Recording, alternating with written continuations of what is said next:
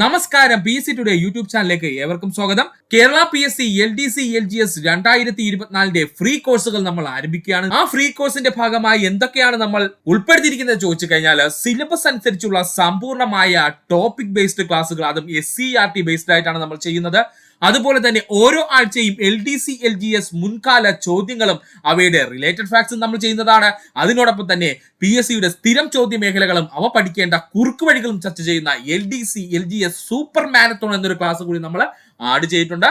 അപ്പോൾ സുഹൃത്തുക്കൾ എല്ലാവരും നമ്മുടെ ചാനൽ സബ്സ്ക്രൈബ് ചെയ്ത് ഹെൽപ്പ് ചെയ്യുക. അതിനോടൊപ്പം തന്നെ Kerala PSC LDC LGS 2024 free course എല്ലാ സുഹൃത്തുക്കളും മാക്സിമം ഉപയോഗിക്കാൻ ശ്രമിക്കുക. നമുക്ക് സമയം കളയേണ്ട നമ്മുടെ ഇന്നത്തെ ടോപ്പിക്കിലേക്ക് പോകാം. നമ്മൾ ഇന്ന് നോക്കാൻ പോകുന്നത് PSC 2024 മാത്രം ചോദിച്ച പ്രസ്താവന ചോദ്യങ്ങളും അവയുമായി ബന്ധപ്പെട്ട വിശദീകരണവുമാണ്. സുഹൃത്തുക്കൾ എല്ലാവരും ഈ ഭാഗം വിശദമായി പഠിക്കാൻ ശ്രമിക്കുക. കാരണം ഈ ഭാഗത്തു നിന്ന് ഇനിയും ചോദ്യങ്ങൾ ഉണ്ടാവാൻ സാധ്യതയുണ്ട്. അതുകൊണ്ട് നമുക്ക് സമയം കളയേണ്ട, ക്ലാസ്സിലേക്ക് പോകാം. താഴെ പറഞ്ഞിരിക്കുന്ന തെറ്റായ പ്രസ്താവന ഏത് എന്നാണ് PSC ചോദിച്ചിരിക്കുന്നത്? താഴെ പറയുന്നത് തെറ്റായ പ്രസ്താവന ഏത് എന്നാണ് PSC ചോദിച്ചിരിക്കുന്നത്. പഞ്ചായത്ത് രാജ് സംവിധാന പ്രകാരം 1/3 സീറ്റുകൾ എല്ലാ തലങ്ങളിലും സ്ത്രീകൾക്കായി സംവരണം ചെയ്തിട്ടുണ്ട്. ശരിയാണ്. പഞ്ചായത്ത് രാജ് സംവിധാന പ്രകാരം 1/3 സീറ്റുകൾ എല്ലാ തലങ്ങളിലും സ്ത്രീകൾക്കായി സംവരണം ചെയ്തിട്ടുണ്ട്. ശരിയാണ്. പഞ്ചായത്ത് രാജ് ഭരണഘടനയുടെ 11ാം ഷെഡ്യൂളുമായി ബന്ധപ്പെട്ടിരിക്കുന്നു. അതും ശരിയാണ്. പഞ്ചായത്ത് രാജ് ഭരണഘടനയുടെ 11ാം ഷെഡ്യൂളുമായി ബന്ധപ്പെട്ടിരിക്കുന്നു.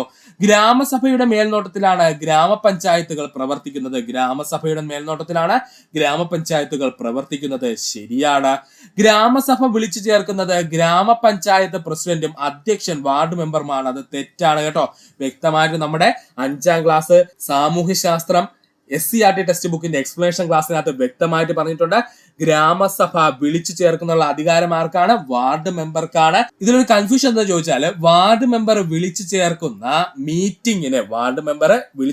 മീറ്റിങ്ങിനകത്ത് ഒന്നുകിൽ ആ ഗ്രാമത്തിലെ 10% ആളുകളോ അല്ലെന്നുണ്ടെങ്കിൽ 50 പേരിൽ കൂടുതൽ കവിയാനോ പാടില്ല. ഇങ്ങനെ ഒരു നിയമമുണ്ട് കേട്ടോ.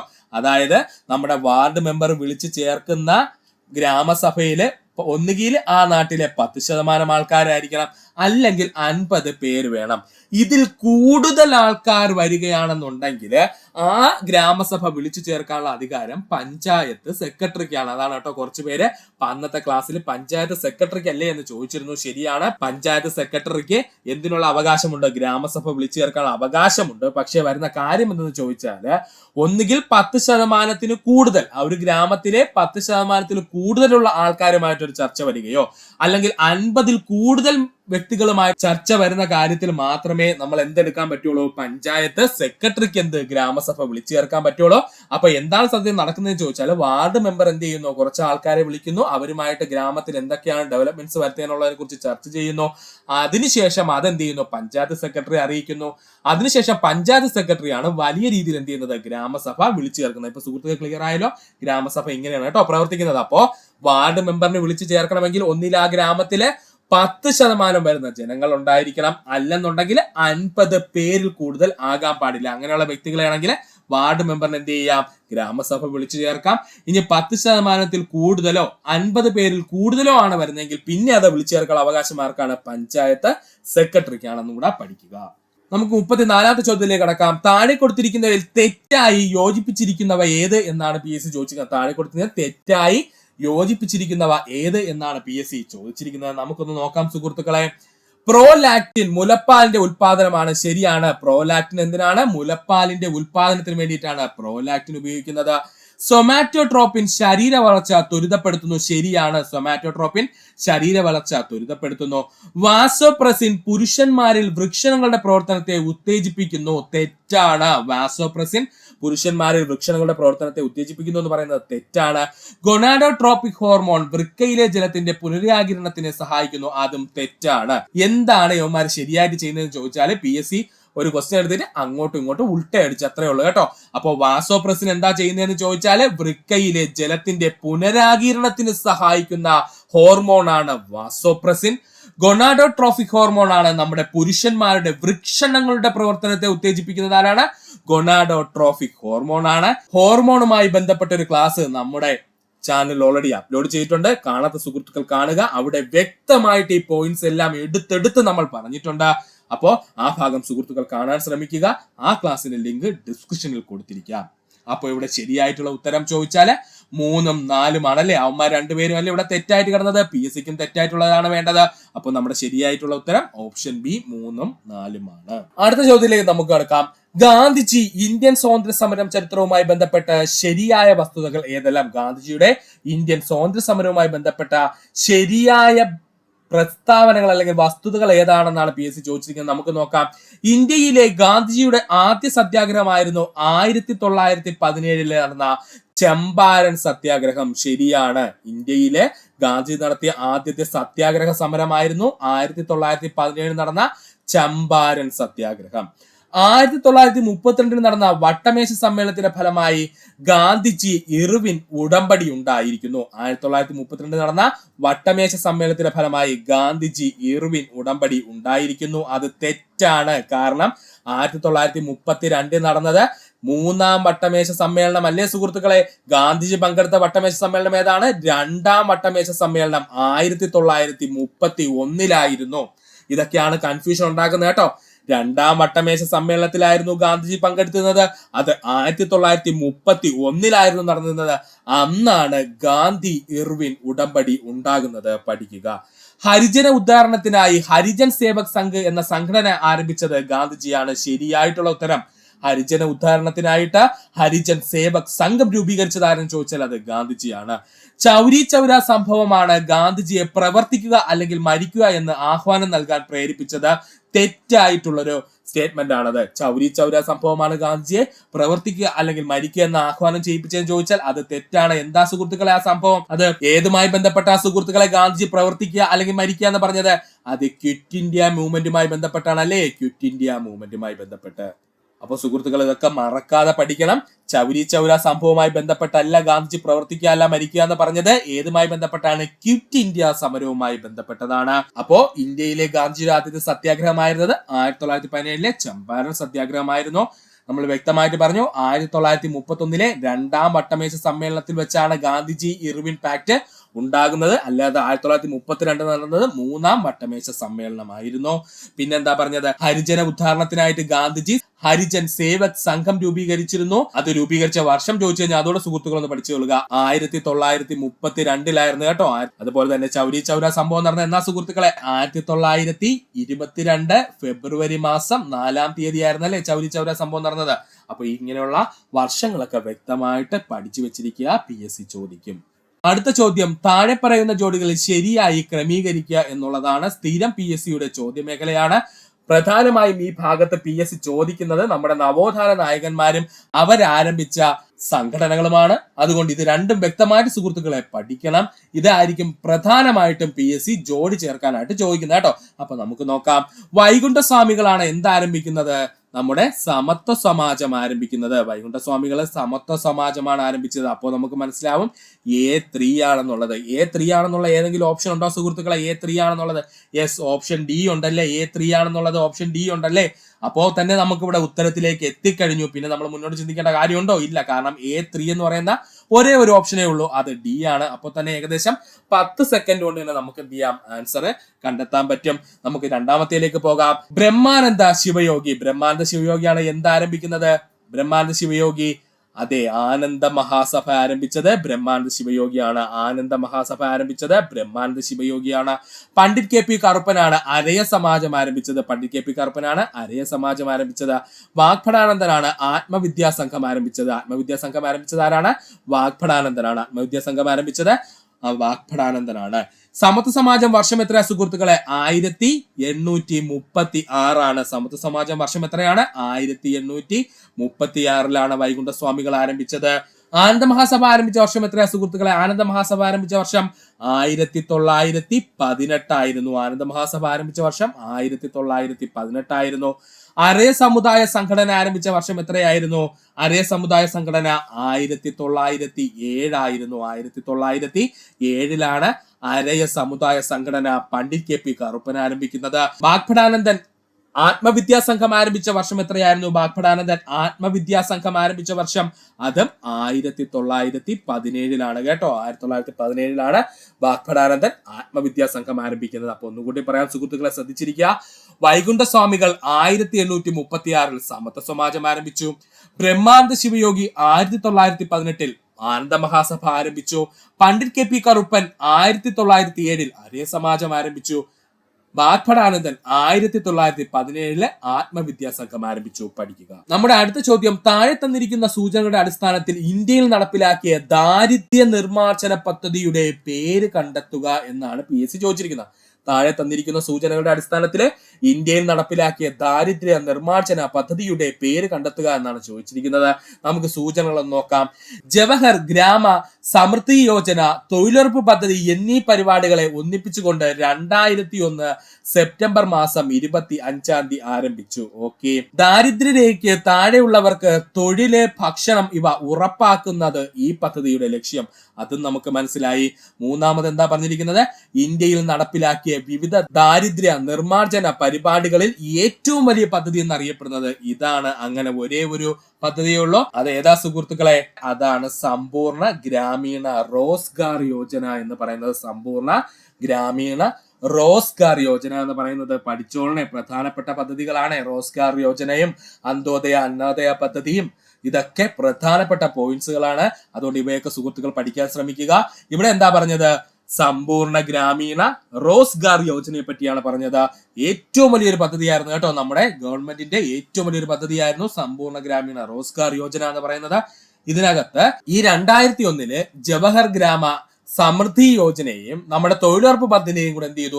ഒന്നിപ്പിച്ചിട്ട് ഒറ്റ പദ്ധതിയുടെ കീഴിലാക്കി. അന്ന് മുതലാണ് ഈ രണ്ട് പദ്ധതികളിൽ ചേർത്ത് ഒറ്റ പേരിൽ അറിയപ്പെട്ടു തുടങ്ങി. അതാണ് സമ്പൂർണ്ണ ഗ്രാമീണ റോസ്ഗാർ യോജന എന്ന് പറയുന്നത്. സമ്പൂർണ്ണ ഗ്രാമീണ റോസ്ഗാർ യോജന, SGRY എന്ന് പറയും കേട്ടോ, എന്ന് പറയുന്നത് പഠിക്കും. ഈ സമ്പൂർണ്ണ ഗ്രാമീണ റോസ്ഗാർ യോജനയുടെ സേവനം ജനങ്ങളിലേക്ക് എത്തിക്കുന്നത് ഏത് വഴിയെന്ന് ചോദിച്ചു കഴിഞ്ഞാൽ അത് തദ്ദേശ സ്വയംഭരണ സ്ഥാപനങ്ങൾ വഴിയാണ് കേട്ടോ. എന്താണ്? തദ്ദേശ സ്വയംഭരണ സ്ഥാപനങ്ങൾ വഴിയാണ്. മറക്കല്ലേ, സമ്പൂർണ്ണ ഗ്രാമീണ റോസ്ഗാർ യോജനയുടെ സേവനം ജനങ്ങളിലേക്ക് എത്തിക്കുന്നത് ആരാണ്? തദ്ദേശ സ്വയംഭരണ സ്ഥാപനങ്ങളാണ്. ആരാണ്? തദ്ദേശ സ്വയംഭരണ സ്ഥാപനങ്ങളാണ്. അതുപോലെ തന്നെ യൂണിവേഴ്സൽ എംപവർമെന്റ് പ്രോഗ്രാം എന്ന പേരിൽ അറിയപ്പെടുന്നത് സമ്പൂർണ്ണ ഗ്രാമീണ റോസ്ഗാർ യോജന കേട്ടോ. എന്താണ്? യൂണിവേഴ്സൽ എംപവർമെന്റ് പ്രോഗ്രാം എന്ന പേരിൽ അറിയപ്പെടുന്നത് എന്ന് ചോദിച്ചാലും സമ്പൂർണ്ണ ഗ്രാമീണ റോസ്ഗാർ യോജനയാണ്. മറന്നു പോവരുത്, ഇമ്പോർട്ടന്റ് പോയിന്റ് ആണ്. അപ്പൊ രണ്ട് പ്രധാനപ്പെട്ട പോയിന്റ് നമ്മൾ സമ്പൂർണ്ണ ഗ്രാമീണ റോസ്ഗാർ യോജനയെ കുറിച്ച് പറഞ്ഞു. സമ്പൂർണ്ണ ഗ്രാമീണ റോസ്ഗാർ യോജനയുടെ സേവനം ജനങ്ങളിലേക്ക് എത്തിക്കുന്നത് തദ്ദേശ സ്വയംഭരണ സ്ഥാപനങ്ങൾ വഴിയാണ്. അതുപോലെ യൂണിവേഴ്സൽ എംപവർമെന്റ് പ്രോഗ്രാം എന്നറിയപ്പെടുന്നത് എന്ന് ചോദിച്ചാലും അത് സമ്പൂർണ്ണ ഗ്രാമീണ റോസ്ഗാർ യോജനയാണ്. നമുക്ക് മറ്റു ഓപ്ഷനൂടെ ഒന്ന് നോക്കാം. പ്രധാനമന്ത്രി ആവാസ് യോജന 2016 ആരംഭിച്ചൊരു പദ്ധതിയായിരുന്നു കേട്ടോ. പ്രധാനമന്ത്രി ആവാസ് യോജന എന്ന് പറയുന്നത്. പ്രധാനമന്ത്രി ആവാസ് യോജന എന്തെന്ന് ചോദിച്ചാൽ 2022 കൂടി എല്ലാവർക്കും വീട് വെച്ച് നൽകുന്ന ഒരു പദ്ധതിയായിരുന്നു. അതായത് വീടില്ലാത്തവർക്ക് വീട് വെച്ച് നൽകുന്ന ഒരു പദ്ധതിയായിരുന്നു പ്രധാനമന്ത്രി ആവാസ് യോജന എന്ന് പറയുന്നത്. സുഹൃത്തുക്കൾ ഓർക്കുക. അതുപോലെ തന്നെ കേരളത്തിൽ നടപ്പിലാക്കുന്നത് ലൈഫ് മിഷൻ പദ്ധതിയുടെ ഭാഗമാണ് കേട്ടോ. ലൈഫ് മിഷൻ പദ്ധതിയുടെ ഭാഗമായിട്ടാണ് ഇവിടെ അത് നടപ്പിലാക്കുന്നത്. അതും കൂടെ സുഹൃത്തുക്കളൊന്ന് പഠിച്ചു വെച്ചിരിക്കുക. അപ്പോൾ പ്രധാനമന്ത്രി ആവാസ് യോജന എന്ന് പറയുന്നത് 2016 കൊണ്ടുവന്ന ഒരു പദ്ധതിയാണ്. ഈ പദ്ധതി പ്രകാരം 2022 കൂടി വീടില്ലാത്ത ജനങ്ങൾക്കെല്ലാം വീട് നൽകുന്ന ഒരു പദ്ധതിയായിരുന്നു. കേരളത്തിൽ ഈ പദ്ധതിനെ ഇപ്പൊ പുട്ടപ്പ് ചെയ്തിരിക്കുന്ന ആരാണ്? ലൈഫ് മിഷൻ പദ്ധതിയാണ്. ലൈഫ് മിഷൻ പദ്ധതിയുടെ ഭാഗമായിട്ടാണ് ഇപ്പോ ഈ പദ്ധതി കേരളത്തില് നടന്നുകൊണ്ടിരിക്കുന്നത്. പഠിക്കുക. അടുത്തതാണ് സ്വാമിത്വ പദ്ധതി. എന്താ സ്വാമിത്വ പദ്ധതി എന്ന് ചോദിച്ചാൽ ഒന്നുമില്ല സുഹൃത്തുക്കളെ, സിമ്പിൾ ആണ്. 2020 ഏപ്രിൽ മാസം 24 നിലവിൽ വന്ന ഒരു പദ്ധതിയാണ് സ്വാമിത്വ പദ്ധതി എന്ന് പറയുന്നത്. ഈ പദ്ധതി പ്രകാരം വേറൊന്നുമില്ല, ആധുനിക സാങ്കേതിക വിദ്യകൾ ഉപയോഗിച്ച് ഗ്രാമപ്രദേശങ്ങളിൽ സർവേ നടത്തുകയും അതിനോടൊപ്പം തന്നെ സർവേ നടത്തിയതിനു ശേഷം ഈ വ്യക്തികൾക്ക് പ്രോപ്പർട്ടി കാർഡ് എന്ന് പറയുന്ന സംഭവം നൽകുകയും ചെയ്യും. എന്താണ് പ്രോപ്പർട്ടി കാർഡ് എന്ന് പറയുന്നത്? അതായത് നമ്മുടെ കൈവശമുള്ള സ്ഥലത്തിനും ഒരു ഐഡന്റിറ്റി കാർഡ്, അത്രേ ഉള്ളൂ കേട്ടോ സംഭവം. അതിനെയാണ് പ്രോപ്പർട്ടി കാർഡ് എന്ന് പറയുന്നത്. ഇത് നൽകുകയും ചെയ്യും ഗ്രാമപ്രദേശങ്ങളിൽ കേട്ടോ. ഇതിനെ വിളിക്കുന്ന പേരാണ് സ്വാമിത്വ പദ്ധതി എന്ന് പറയുന്നത്. അപ്പൊ എന്താണ് സ്വാമിത്വ പദ്ധതി എന്ന് പറഞ്ഞു കഴിഞ്ഞാൽ 2020 ഏപ്രിൽ മാസം 24 നിലവിൽ വന്നതാണ് സ്വാമിത്വ പദ്ധതി. ഈ പദ്ധതി പ്രകാരം എന്താ പറഞ്ഞിരിക്കുന്നത്? ആധുനിക സാങ്കേതിക വിദ്യകളുടെ ഉപയോഗിച്ച് അല്ലെങ്കിൽ അവരുടെ സഹായം ഉപയോഗിച്ചുകൊണ്ട് ഗ്രാമപ്രദേശങ്ങൾ നടത്തുന്ന സർവേ പദ്ധതിയാണ് ഇതെന്ന് പറയുന്നത്. ഇതുകൊണ്ടുള്ള പ്രധാന ഉപയോഗം എന്തെന്ന് ചോദിച്ചാൽ ഗ്രാമപ്രദേശത്തുള്ള ജനങ്ങൾക്ക് അവരുടെ കൈവശമുള്ള ഭൂപ്രദേശത്തിന് വേണ്ടിയിട്ട് ഒരു പ്രോപ്പർട്ടി കാർഡ് നൽകുന്നു, അല്ലെങ്കിൽ ഐഡന്റിറ്റി കാർഡ് നമുക്കുള്ളതുപോലെ ആ ഭൂപ്രദേശത്തിന് ഒരു പ്രോപ്പർട്ടി കാർഡ് നൽകും. ഈ കാർഡ് കൊണ്ടുള്ള ഉപയോഗം എന്തെന്ന് ചോദിച്ചാൽ നമ്മൾ ആ പ്രദേശത്തിന് ക്രയവിക്രയം ചെയ്യുമ്പോൾ അല്ലെങ്കിൽ വിൽക്കുകയോ വാങ്ങുകയോ ഒക്കെ ചെയ്യുമ്പോൾ ഈ കാർഡ് നമുക്ക് ഉപയോഗിക്കാൻ കഴിയും. അതുപോലെ തന്നെ ഈ കാർഡ് ഉപയോഗിച്ചിട്ട് നമുക്കിപ്പോൾ എന്തെങ്കിലും അതിർത്തി തർക്കമൊക്കെ ഉണ്ടെങ്കിൽ ഈ കാർഡ് ഉണ്ടെങ്കിൽ നമുക്ക് വളരെ വേഗം അതിനൊരു സൊല്യൂഷൻ ലഭിക്കുന്നതാണ് കേട്ടോ. അതിന് വേണ്ടിയിട്ടാണ് ഉപയോഗിക്കുന്നത്. അപ്പോൾ ഇത്രയും ഭാഗം സുഹൃത്തുക്കളെ പഠിക്കും. നമുക്ക് അടുത്ത ചോദ്യത്തിലേക്ക് കടക്കാം. ശരിയായ രീതിയിൽ ക്രമപ്പെടുത്തുക എന്നാണ് പറഞ്ഞിരിക്കുന്നത്. ശരിയായ രീതിയിൽ ക്രമപ്പെടുത്തുക എന്ന് പറഞ്ഞിരിക്കുന്നത് ലിസ്റ്റ് 1 നിന്നും കൃത്യമായിട്ടുള്ളത് ലിസ്റ്റ് 2 എന്ത് ചെയ്യണം, ക്രമപ്പെടുത്തണം. അത്രയേ ഉള്ളൂ സംഭവം. ചേരുംപടി ചേർക്കുക, അത് തന്നെയാണ് കേട്ടോ പരിപാടി. ഒന്നാമത് പറഞ്ഞിരിക്കുന്നു ബാമർ. ഒന്നാമത് പറഞ്ഞിരിക്കുന്നത് എന്താണ്? ബാമറിനെ പറ്റിയാണ് പറഞ്ഞിരിക്കുന്നത്. ബാമർ എന്ന് പറഞ്ഞു കഴിഞ്ഞാൽ എന്താണ്? ഇന്ത്യയിലെ ഏറ്റവും ചൂട് കൂടിയ പ്രദേശമാണ് ബാമർ എന്ന് പറയുന്നത്. നമ്മൾ പഠിച്ചിട്ടുണ്ട് കേട്ടോ, നമ്മൾ കൃത്യമായ ക്ലാസ്സിൽ പറഞ്ഞിട്ടുണ്ട്. ഇന്ത്യയിലെ ഏറ്റവും ചൂട് കൂടിയ പ്രദേശമാണ് ബാമർ എന്ന് പറയുന്നത്. ബാമർ ഏത് സംസ്ഥാനത്തെ സുഹൃത്തുക്കളെ? രാജസ്ഥാനിലാണ് കേട്ടോ. എവിടെയാണ്? രാജസ്ഥാൻ സംസ്ഥാനത്താണ് എന്ത് ബാമർ സ്ഥിതി ചെയ്യുന്നത്. ഖാദർ എന്താണ്? ഖാദർ നമുക്ക് എല്ലാവർക്കും അറിയാം. പുതിയ എക്കൽ മണ്ണിനെ അറിയപ്പെടുന്ന പേരാണ് ഖാദർ എന്നുള്ളത്. പുതിയ എക്കൽ മണ്ണിനെ അറിയപ്പെടുന്ന പേരാണ് ഖാദർ എന്നുള്ളത്. പുതിയ എക്കൽ മണ്ണ് അറിയപ്പെടുന്ന പേരാണ് ഖാദർ എന്നുള്ളത്. ഖാരിഫ് എന്ന് പറഞ്ഞു കഴിഞ്ഞാൽ ഇന്ത്യയിലെ ഒരു കാർഷിക കാലം. ശരിയാണല്ലേ സുഹൃത്തുക്കളെ? ഇന്ത്യയിലെ ഒരു കാർഷിക കാലമാണ് ഖാരിഫ് എന്ന് പറയുന്നത്. അതുപോലെ ബാഗർ എന്ന് പറഞ്ഞു കഴിഞ്ഞാൽ എന്താ സുഹൃത്തുക്കളെ? ബാഗർ എന്ന് പറഞ്ഞു കഴിഞ്ഞാലേ ഇന്ദിരാഗാന്ധി ജലസേചന പദ്ധതിയുമായിട്ട് ബന്ധപ്പെട്ടിരിക്കുന്ന ഒരു പ്രദേശമാണ് കേട്ടോ. അതെന്തെന്നുള്ളത് പറഞ്ഞുതരാം. ഇന്ദിരാഗാന്ധി ജലസേചന പദ്ധതിയുമായി ബന്ധപ്പെട്ടിരിക്കുന്ന അല്ലെങ്കിൽ ഇന്ദിരാഗാന്ധി കനാലുമായി ബന്ധപ്പെട്ടിരിക്കുന്ന പ്രദേശമാണ് ബാഗർ എന്ന് പറയുന്നത്. ഈ ബാഗർ എന്ന പ്രദേശം എവിടെയാണ്? രാജസ്ഥാനിൽ തന്നെയാണ് കേട്ടോ. അതുകൊണ്ട് ഇങ്ങനെയുള്ള ഭാഗങ്ങളൊക്കെ സുഹൃത്തുക്കൾ വ്യക്തമായിട്ട് പഠിക്കുക. അതായത് വേറെ ഒന്നുമില്ല. അപ്പോ നമ്മുടെ ശരിയായ ഉത്തരം എന്താണെന്ന് ചോദിച്ചാല് ബാമർ എന്ന് പറയുന്നത് ചൂടുകൂടിയ പ്രദേശം, അതായത് എ എന്ന് പറയുന്നത് 3 അതുപോലെ ബി എന്ന് പറയുന്നത് 4, സി എന്ന് പറയുന്നത് 2, ഡി എന്ന് പറയുന്നത് 1. അപ്പൊ നമ്മുടെ ശരിയായ ഉത്തരം ഓപ്ഷൻ സി ആണ്. 3, 4, 2, 1. ശരിയല്ലേ സുഹൃത്തുക്കളെ? യെസ്, ശരിയാണ്. അപ്പൊ ഇനി നിങ്ങൾക്ക് ഡൗട്ട് ഉള്ളത് ഈ ബാഗർ എന്തെന്നുള്ളൊരു ഡൗട്ട് സുഹൃത്തുക്കൾക്കുണ്ട്. വേറെ ഒന്നുമില്ല സുഹൃത്തുക്കളെ. നമ്മുടെ ഇന്ദിരാഗാന്ധി കനാൽ എന്ന് പറയുന്നത് പ്രധാനമായിട്ടും രാജസ്ഥാനിലല്ലേ സ്ഥിതി ചെയ്യുന്നത്? നമുക്കറിയാം രാജസ്ഥാനിൽ അല്ലെങ്കിൽ ഇന്ത്യയിലെ തന്നെ ഏറ്റവും വലിയ കനാൽ എന്നൊക്കെ അറിയപ്പെടുന്നത് ഇന്ദിരാഗാന്ധി കനാലാണ്. ഈ ഇന്ദിരാഗാന്ധി കനാൽ ഒഴുകുന്നത് രാജസ്ഥാനിലൂടെയാണ്. രാജസ്ഥാനിലെ കൃഷിയും അതുപോലെ ജലസേചനവും എല്ലാം ആശ്രയിച്ചിരിക്കുന്നത് ഈ ഇന്ദിരാഗാന്ധി കനാലാണ്. ഈ ഇന്ദിരാഗാന്ധി കനാൽ കടന്നു പോകുന്നത് രാജസ്ഥാനിലെ 7 ജില്ലകളിലൂടെയാണ് കേട്ടോ. ഇന്ദിരാഗാന്ധി ജലസേന പദ്ധതി കടന്നു പോകുന്നത് രാജസ്ഥാനിലെ ജില്ലകളുടെ എണ്ണം ചോദിച്ചാൽ എത്രയാണ്? 7 ജില്ലകളാണ്. അതിലൊരു ജില്ലയാണ് ഈ ബാഗർ എന്ന് പറയുന്നത് കേട്ടോ. കൺഫ്യൂഷൻ ഉണ്ടാക്കാൻ ഇട്ടതാണ് കേട്ടോ. അപ്പൊ ഈ ബാഗർ എന്ന് പറയുന്നത് എന്താണ്?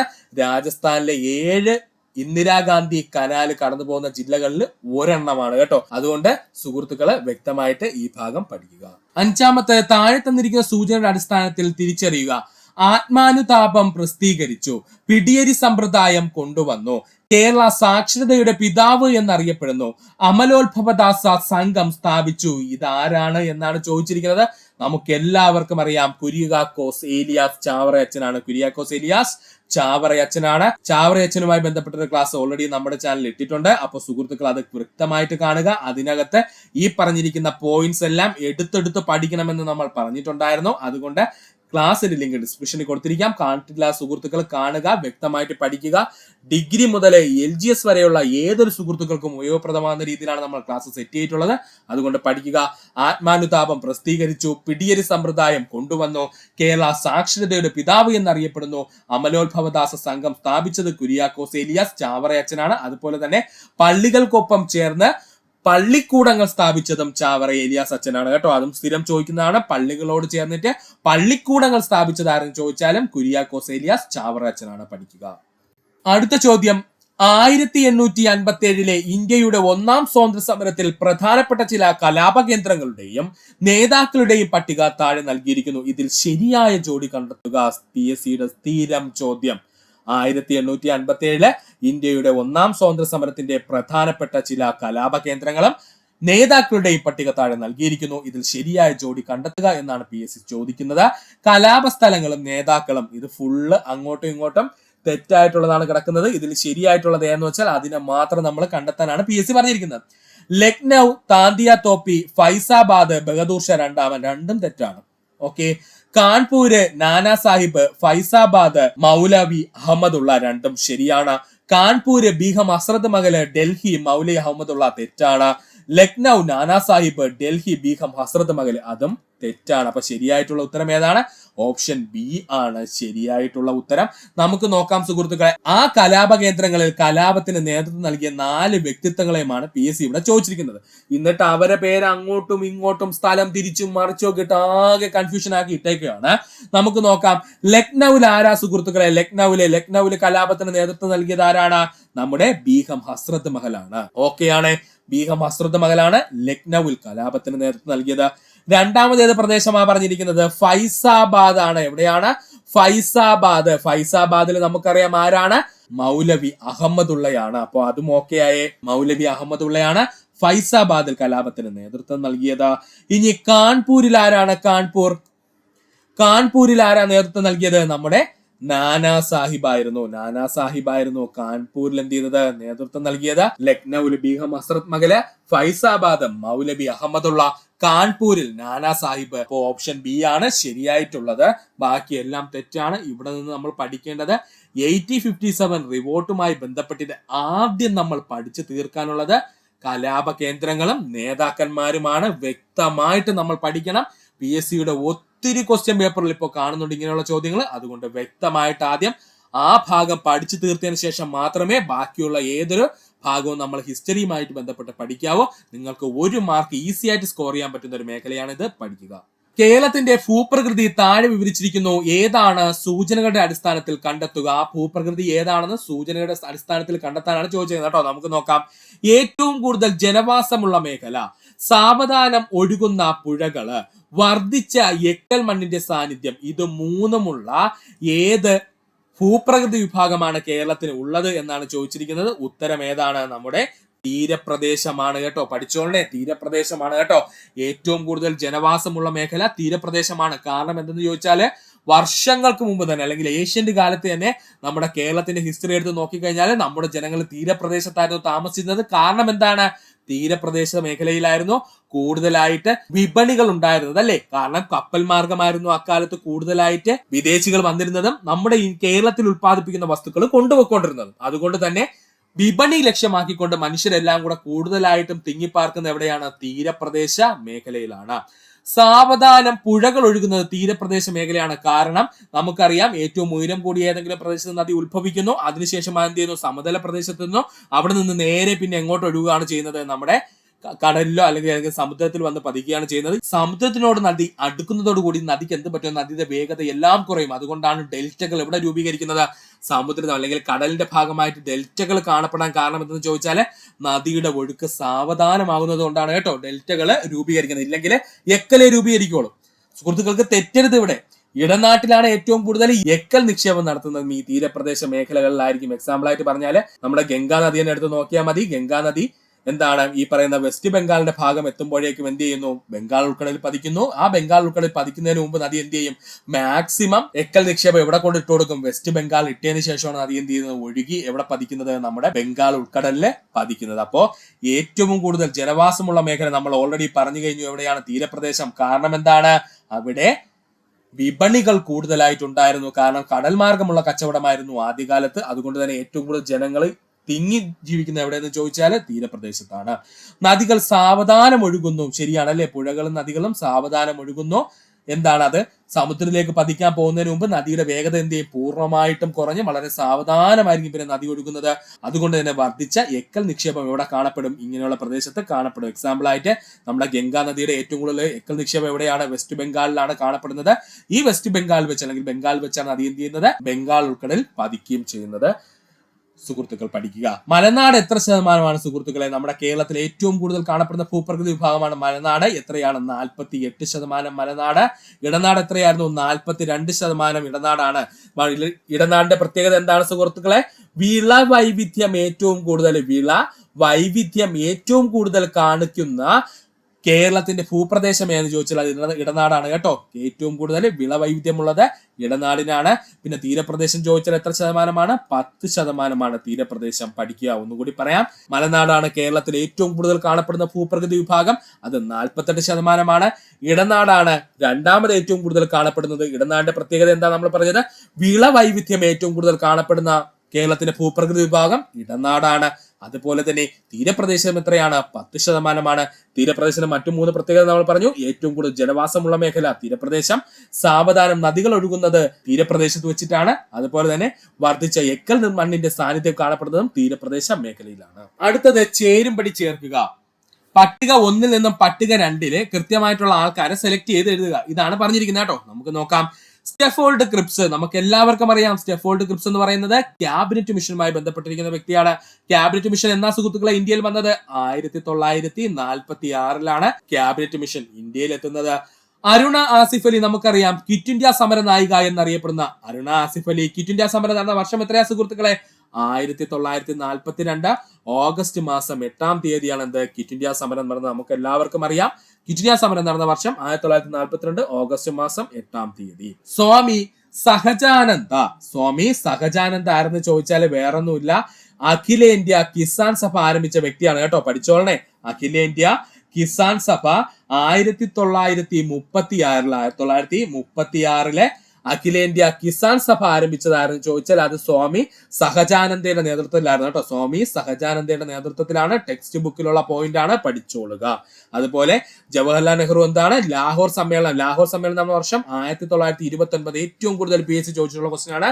ലാഹോർ സമ്മേളനം നടന്ന വർഷം 1929. അതിന് നേതൃത്വം നൽകിയത് ആരാണ്? ജവഹർലാൽ നെഹ്റു ആണ്. അപ്പോൾ നമുക്കൊന്ന് നോക്കാം. A എന്ന് പറയുന്നത് 4, B എന്ന് പറയുന്നത് 3, C എന്ന് പറയുന്നത് 1, D എന്ന് പറയുന്നത് എത്രയാ സുഹൃത്തുക്കളെ? 2. അപ്പൊ നമ്മുടെ ഉത്തരം എങ്ങനെ വരണം? A 4 വരണം, അതുപോലെ B 3 വരണം, C 1 വരണം, D 2 വരണം. ഒരേ ഒരു ഓപ്ഷനേ ഉള്ളൂ. ആ ഒന്നാമത്തെ സ്റ്റെഫോൾഡ് ക്രിപ്സ് ക്യാബിനറ്റ് മിഷനുമായി ബന്ധപ്പെട്ടിരിക്കുന്നു എന്ന് മാത്രം നമുക്ക് അറിഞ്ഞാൽ മതി. അപ്പോൾ തന്നെ നമുക്ക് ഉത്തരത്തിലെത്താൻ പറ്റും. വെറും 10 സെക്കൻഡ് കൊണ്ട് നമുക്ക് ഉത്തരം കിട്ടുകയും ചെയ്യും. പഠിക്കുക. താഴെ തന്നിരിക്കുന്നതിൽ ശരിയായവ തിരഞ്ഞെടുക്കുക. ക്വസ്റ്റ്യൻ വന്നേക്കുന്നുണ്ടോ? താഴെ തന്നിരിക്കുന്നതിൽ ശരിയായവ തിരഞ്ഞെടുക്കുക എന്നാണ് PSC ചോദിച്ചിരിക്കുന്നത്. നമുക്ക് നോക്കാം. പന്തിഭോജനം ആദ്യമായി നടത്തിയത് അല്ലെങ്കിൽ ആരംഭിച്ചത് സഹോദരൻ അയ്യപ്പനാണ്. തെറ്റാണ്. പന്തിഭോജനം നടത്തിയത് ആരാ സുഹൃത്തുക്കളെ? ആദ്യമായിട്ട് തൈക്കാട് അയ്യയാണ്. ആരാണ്? തൈക്കാട് അയ്യയാണ് പന്തിഭോജനം നടത്തിയത്. പഠിക്കുക. കേരള മുസ്ലിം സമുദായത്തിന്റെ നവോത്ഥാനത്തിന്റെ പിതാവ് എന്നറിയപ്പെടുന്നത് വക്കം മൗലവിയാണ്. ശരിയാണ്. കേരള മുസ്ലിം സമുദായത്തിന്റെ നവോത്ഥാനത്തിന്റെ പിതാവ് എന്നറിയപ്പെടുന്ന വക്കം മൗലവിയാണ്. ശരിയാണ്. മന്നത്ത് പത്മനാഭൻ 1924 വൈക്കം സത്യാഗ്രഹത്തിൽ അവർണർക്ക് പിന്തുണയേകിക്കൊണ്ട് പദയാത്ര നയിച്ചു. ശരിയാണ്. ഈ ക്വസ്റ്റ്യൻ ചെയ്തിട്ടുള്ള സുഹൃത്തുക്കൾക്ക് കൺഫ്യൂഷൻ ഉണ്ടാവുന്ന ഒരു പോയിന്റ് ആയിരുന്നു ഇത്. മന്നത്ത് പത്മനാഭൻ 1924 വൈക്കം സത്യാഗ്രഹത്തിന് അവർണർക്ക് പിന്തുണയേകിക്കൊണ്ട് പദയാത്ര നയിച്ചു. എന്താ പദയാത്ര എന്ന് പറഞ്ഞു കഴിഞ്ഞാല്? പദയാത്ര എന്ന് പറഞ്ഞാൽ വേറൊന്നുമില്ല, ഒരു സംഘടന. അതൊരു ജാതീയ സംഘടനയാവാം അല്ലെങ്കിൽ ഒരു മതസംഘടനയാവാം. കൃത്യമായ ഒരു കാര്യത്തിന് വേണ്ടി ഒരു കൂട്ടം ജനങ്ങള് നടത്തുന്ന യാത്ര അറിയപ്പെടുന്ന, അതായത് കാൽനട യാത്ര അറിയപ്പെടുന്ന പേരാണ് പദയാത്ര എന്ന് പറയുന്നത്. അപ്പോ സത്യത്തില് സവർണ ജാഥ എന്ന് പറയുന്നത് ഒരു പദയാത്രയാണ് കേട്ടോ. എടുത്ത് മന്നത്ത് പത്മനാഭൻ 1924 വൈക്കം സത്യാഗ്രഹത്തില് അവർണർക്ക് പിന്തുണ ഏകിക്കൊണ്ട് സവർണ ജാഥ നയിച്ചു എന്ന് ചോദിക്കുന്നതിന് പകരം PSC അതിനെ പദയാത്രയാക്കി എന്നേ ഉള്ളൂ. ഉത്തരം എന്താണ്? കൃത്യമാണ്. ഇനി സവർണജാഥ നയിക്കുന്നതിന് വേണ്ടി മന്നത്ത് പത്മനാഭനോട് പറഞ്ഞത് ആരാണ്? ഗാന്ധിജിയാണ് കേട്ടോ. ആരാണ്? ഗാന്ധിജിയാണ് പറഞ്ഞത്. മന്നത്ത് പത്മനാഭനോട് അവർണർക്ക് പിന്തുണയേകിക്കൊണ്ട് എന്ത് നടത്തണമെന്ന് പറഞ്ഞു? സവർണജാഥ നടത്തണമെന്ന് പറഞ്ഞു. പഠിക്കുക. സ്ത്രീകളുടെ സ്വാതന്ത്ര്യ പ്രഖ്യാപനത്തിന്റെ ഭാഗമായി നടന്ന കല്ലുമാല സമരത്തിന് ആഹ്വാനം ചെയ്തത് അയ്യങ്കാളിയാണ്. അതും ശരിയാണ് കേട്ടോ. സ്ത്രീകളുടെ സ്വാതന്ത്ര്യ പ്രഖ്യാപനത്തിന്റെ ഭാഗമായിട്ട് നടന്ന കല്ലുമാല സമരത്തിന് ആഹ്വാനം ചെയ്തത് ആരായിരുന്നു? നമ്മുടെ അയ്യങ്കാളിയായിരുന്നു. അപ്പോൾ ഇതിലെ ശരിയായ ഉത്തരം എന്ന് ചോദിച്ചു കഴിഞ്ഞാൽ ഓപ്ഷൻ B ആണ്. അതായത് Bയും Cയും Dയും ശരിയാണ്. ഇതിൽ തെറ്റെന്താണ്? പന്തിഭോജനം നടത്തിയത് ആരാണ്?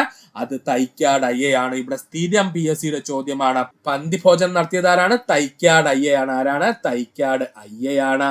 അതുപോലെ തന്നെയാണ് സമപന്തി ഭോജനം. എന്താണ് സമപന്തി ഭോജനം? സമപന്തി ഭോജനം നടത്തിയത് ആരാണ്? സമപന്തി ഭോജനം അത് വൈകുണ്ഠ സ്വാമികളാണ്. ആരാണ്? വൈകുണ്ഠ സ്വാമികളാണ്. വൈകുണ്ഠ സ്വാമികളാണ് സമപന്തി ഭോജനം നടത്തിയത്.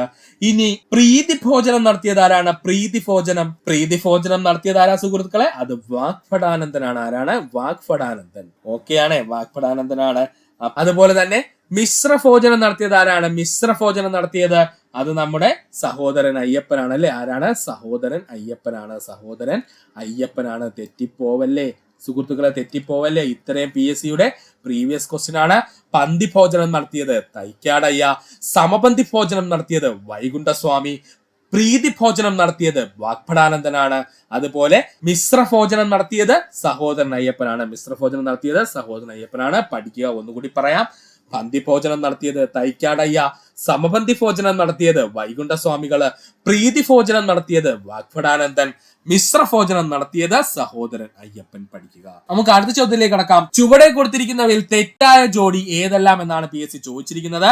ഇവിടെ കൊടുത്തിരിക്കുന്നത് കേരളത്തിലെ പ്രധാനപ്പെട്ട നവോത്ഥാന നായകന്മാരും അവരുടെ പുസ്തകങ്ങളുമാണ്. നമുക്ക് നോക്കാം. ശ്രീനാരായണ ഗുരു, ഗജേന്ദ്രമോക്ഷം, വഞ്ചിപ്പാട്ട്. നമുക്ക് എല്ലാവർക്കും അറിയാം ശ്രീനാരായണ ഗുരു, ഗജേന്ദ്രമോക്ഷം, വഞ്ചിപ്പാട്ട്. VT ഭട്ടതിരിപ്പാട്, കരിഞ്ചന്ത. VT ഭട്ടതിരിപ്പാടിന്റെ കൃതിയാണ് കേട്ടോ കരിഞ്ചന്ത. VT ഭട്ടതിരിപ്പാടിന്റെ കൃതിയെ കൃത്യമായിട്ട് പഠിച്ചോളേ, കരിഞ്ചന്ത. കുമാരനാശാൻ, നിജനന്ദ വിലാസം. തെറ്റാണ്. നിജനന്ദ വിലാസം എഴുതിയത് ആരാ സുഹൃത്തുക്കളെ? അത് ചട്ടമ്പി സ്വാമികളാണ്. ചട്ടമ്പി സ്വാമികളുടെ കൃതിയാണ് നിജനന്ദ വിലാസം, മറക്കരുത്. നിത്യചൈതന്യാദി, ലങ്കാമർദ്ദനം. തെറ്റാണ്. നിത്യചൈതന്യാദി, ലങ്കാമർദ്ദനം. ലങ്കാമർദ്ദനം എഴുതിയത് ആരാണ്? പണ്ഡിറ്റ് KP കറുപ്പനാണ്. പണ്ഡിറ്റ് KP കറുപ്പനാണ് എന്ത് എഴുതിയത്? ലങ്കാമർദ്ദനം എഴുതിയത്. അതുകൊണ്ട് സുഹൃത്തുക്കളെ വ്യക്തമായിട്ട് പഠിക്കുക. അപ്പൊ തെറ്റായ ജോഡി ഏതൊക്കെയാണ്? 3ഉം 4ഉം തെറ്റാണ്. ഓപ്ഷൻ B ആണ് ശരിയായിട്ടുള്ള ഉത്തരം. അപ്പൊ ശ്രീനാരായണ ഗുരുവാണ് ഗജേന്ദ്രമോക്ഷം, വഞ്ചിപ്പാട്ട് എഴുതിയത്. VT ഭട്ടതിരിപ്പാടാണ് കരിഞ്ചന്ത എഴുതിയത്. കുമാരനാശൻ അല്ല നിജനന്ദ വിലാസം എഴുതിയത്. നിജനന്ദ വിലാസം എഴുതിയത് ആരാണ്? ചട്ടമ്പി സ്വാമികളാണ്. നിത്യ ചൈതന്യാദി അല്ല ലങ്കാമർദ്ദനം എഴുതിയത്. ലങ്കാമർദ്ദനം എഴുതിയതാണ് പണ്ഡിറ്റ് KP കറുപ്പനാണ്. പഠിക്കുക സുഹൃത്തുക്കൾ. ഇത്രയും നേരം ഈ വീഡിയോ കണ്ട സുഹൃത്തുക്കൾ എല്ലാവർക്കും നന്ദി, നമസ്കാരം. നിങ്ങൾക്ക് ഈ വീഡിയോ ഇഷ്ടമായെങ്കിൽ നിങ്ങളുടെ സുഹൃത്തുക്കൾ കൂടി ഒന്ന് ഷെയർ ചെയ്ത് കൊടുക്കുക. അതിനോടൊപ്പം തന്നെ നമ്മുടെ ചാനൽ ഒന്ന് സബ്സ്ക്രൈബ് ചെയ്ത് സഹായിക്കുക. സബ്സ്ക്രൈബ് ബട്ടൺ ചേർന്നുള്ള ബെൽ ബട്ടൺ അമർത്തി കഴിഞ്ഞാൽ നമ്മൾ അപ്ലോഡ് ചെയ്യുന്ന വീഡിയോകൾ അപ്പോൾ തന്നെ സുഹൃത്തുക്കൾ നിങ്ങൾ എത്തുന്നതാണ്. സുഹൃത്തുക്കൾ നന്ദി, നമസ്കാരം. നല്ലൊരു ദിവസം നേരുന്നു. ഈ ചാനലിന്റെ വളർച്ച എന്ന് പറയുന്ന സുഹൃത്തുക്കളെ നിങ്ങളുടെ സബ്സ്ക്രിപ്ഷനും അതിനോടൊപ്പം തന്നെ നിങ്ങളുടെ സപ്പോർട്ടുമാണ്. ഒത്തിരി സുഹൃത്തുക്കൾ ഇപ്പോഴും സബ്സ്ക്രൈബ് ചെയ്യാതെ കാണുന്നുണ്ട്. ദയവ് ചെയ്ത് സബ്സ്ക്രൈബ് ചെയ്ത് ഈ ചാനൽ ഒന്ന് സപ്പോർട്ട് ചെയ്യുക, സഹായിക്കുക.